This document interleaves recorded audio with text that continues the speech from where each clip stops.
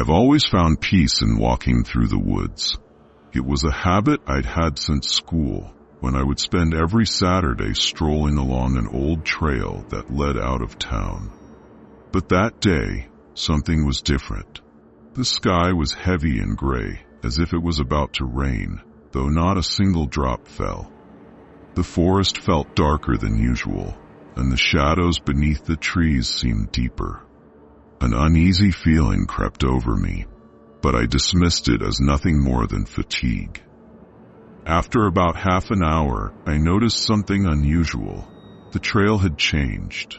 It twisted deeper into the forest, to a place I had never been before. My curiosity got the better of me, and I decided to see where it led.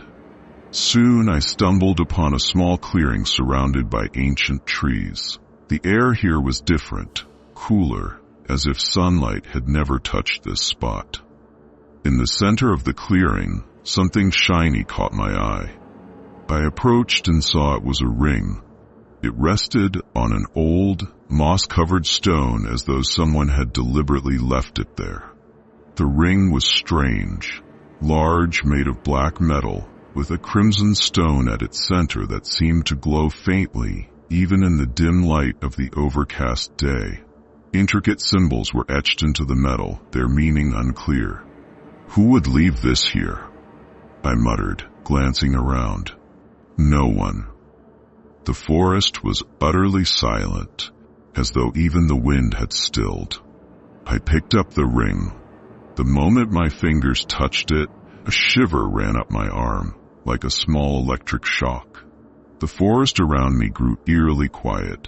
Even the birds, which had been chirping moments ago, fell silent. I felt a chill run down my spine. Inside my head, I thought I heard a faint whisper. You've chosen it.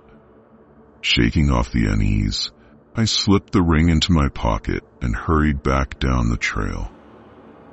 Once home, I set the ring on a shelf and tried to put it out of my mind. But that very night, I realized I had made a mistake. I woke to a noise. At first, it was faint and indistinct, but it grew louder. It sounded like scratching, someone dragging nails across glass. I glanced at the window, but there was only darkness outside.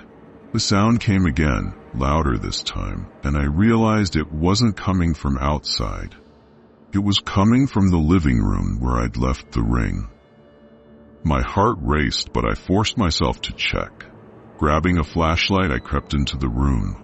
The ring was still on the shelf, but it looked different. The crimson stone now emitted a faint glow, casting flickering red light onto the walls. Then the ring moved. It shifted slightly on the shelf, as if nudged by an unseen hand. I froze, and then I heard it, a whisper. It's yours now. The room grew cold, the kind of cold that sinks into your bones. The air felt thick, heavy, like before a storm. I tried to turn on the light, but the lamp wouldn't work. Suddenly, I felt as though someone was standing behind me. Spinning around, I caught a glimpse of a shadow darting into the corner of the room. Who's there? I shouted. There was no answer. The next day, I couldn't stop thinking about what had happened. Deciding the ring might be an antique, I searched for information about it. After hours of digging through obscure articles and forums, I stumbled upon an old legend. It spoke of a witch named Agatha, who had lived in the area during the 17th century. Agatha was cast out of her village for practicing witchcraft, and before her execution, she cursed those who had condemned her. The legend claimed her power was sealed within a ring. Anyone who found it would be bound to her dark world, a world of shadows and despair. I laughed uneasily, trying to convince myself it was just a story. But deep down, I knew there was something more to this ring. Meanwhile, strange occurrences at home continued. Objects moved on their own. Shadows stretched and twisted across the walls, even when there was no light to cast them. At night, I woke up feeling as if someone was standing over me. I'd find the ring on my nightstand, even though I hadn't touched it. Once again, I heard the whisper, "Put it on." Each day, the ring's hold on me grew stronger. I tried to get rid of it. I threw it into a distant dumpster, but when I returned home, it was back on the shelf. I buried it deep in the woods, yet it somehow reappeared on my nightstand. The nightmares worsened. In them, I saw the woman in black. Her face was obscured by shadow, her eyes bottomless voids. She called my name, her voice echoing through my dreams. "Put it on," she whispered, extending her hand toward me. Her voice wasn't just in my dreams anymore. I heard it everywhere, in the wind, the creak of the floorboards, even in my own thoughts. I couldn't resist any longer. Hoping to end the torment, I slipped the ring onto my finger. The moment the metal touched my skin, a freezing chill spread through my body. My heart slowed, and my mind clouded. I glanced in the mirror and froze. My eyes weren't mine anymore. They were dark, empty, like twin abysses. From the depths of the mirror, I heard her laughter. I knew then that the ring wasn't just an object.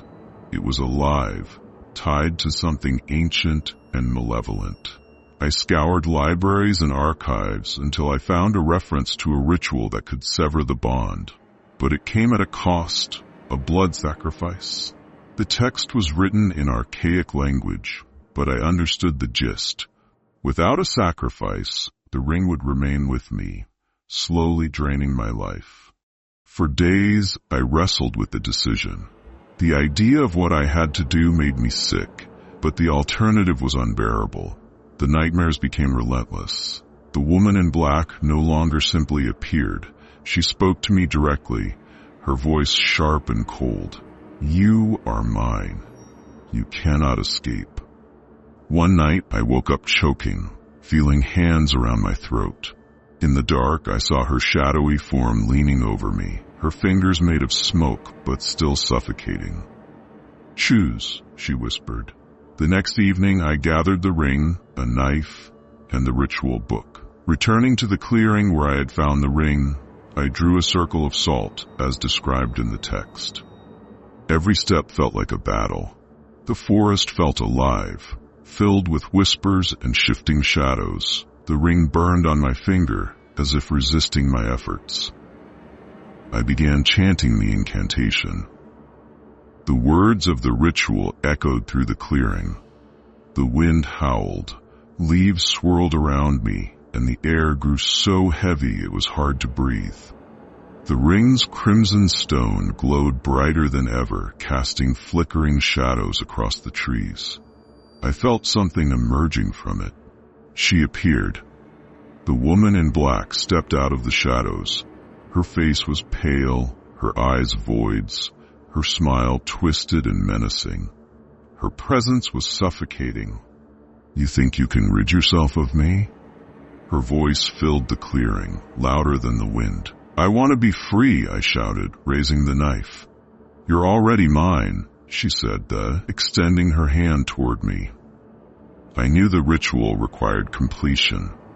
My hands trembled as I lifted the knife, but I understood there was no other way. "Make the sacrifice," she whispered. The ring seared into my skin as I screamed and drove the blade into the center of the circle, as the book instructed. In that instant, the ring vanished. The woman dissolved into mist, and the forest grew silent once more. I thought it was over. But when I returned home, I realized it was only an illusion of freedom. Now, the shadows follow me everywhere. I hear whispers even in my own room. The ring is no longer needed. I am its vessel. Every night, I see the woman in black. She doesn't ask for anything anymore. She just waits. And the ring? It will find a new owner someday. Perhaps it will find you.